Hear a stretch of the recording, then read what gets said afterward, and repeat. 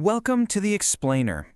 As a film critic, I see a lot of movies, but it's genuinely fascinating how few things are as gripping, or honestly as explosive, as the collision between deep-seated family trauma and the ruthless pursuit of great art. Today, we're taking a deep dive into a truly monumental piece of modern cinema, Joachim Trier's Sentimental Value. This isn't just a movie that tells a story, it literally rips the bandages off a deeply wounded family to see what's hiding underneath. So if you appreciate cinema that really challenges you, that holds a mirror up to the chaotic realities of grief and ambition, you are absolutely in the right place. What actually happens when family trauma is weaponized in the name of art? That is the central, burning question driving every single scene here. Sentimental Value serves as the crowning final piece of Trier's informal Oslo trilogy. Okay, let's dive into this. Before we dissect the film's dark, psychological core and how it tackles this massive question, we really need to establish just how huge of a cultural footprint this film has left in the real world. Section 1. A historic Oscar triumph in conquering the global awards circuit. It's absolutely crucial to look at the shiny trophies first because they show just how universally this specific Scandinavian story resonated with audiences everywhere.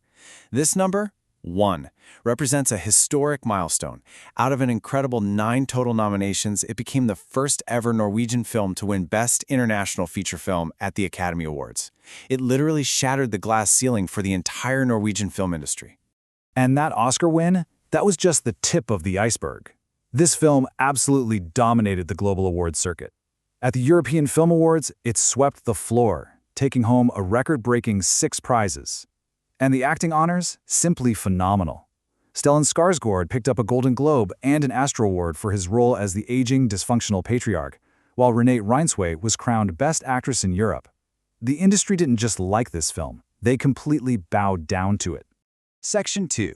Generational trauma and broken ties, the psychological core of the Borg family. Let's peel back that Hollywood glitz, though. The true power of this film isn't in the trophies, it's in the gritty reality of human relationships. The whole story is triggered by a tragedy, the death of a mother. In the aftermath, 2 sisters in Oslo have their fragile lives totally shattered when their eccentric, estranged father, Gustav Borg, suddenly reappears. And this brilliantly illustrates what generational trauma actually looks like in practice. Gustav was a world-renowned director, but to achieve greatness, he chose to be an absent father. His past choices completely dictate his daughter's futures and fuel this deep, aching resentment.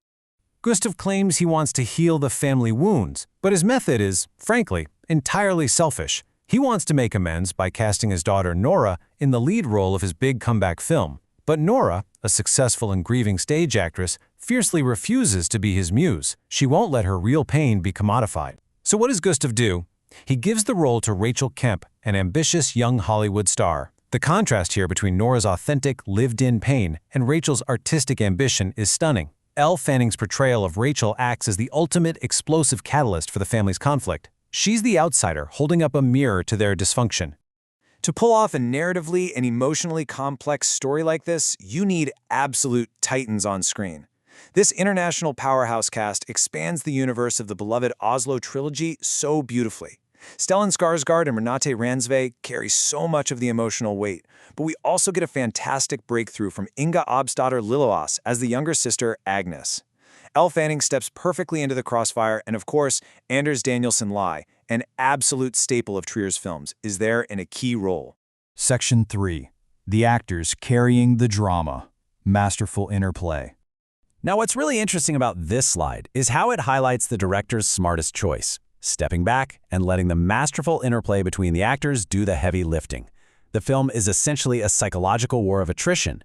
Skarsgård is so dangerously charismatic, he almost makes you want to forgive Gustav, which blurs the terrifying lines between a father genuinely trying to make amends and a master manipulator who just wants his movie made.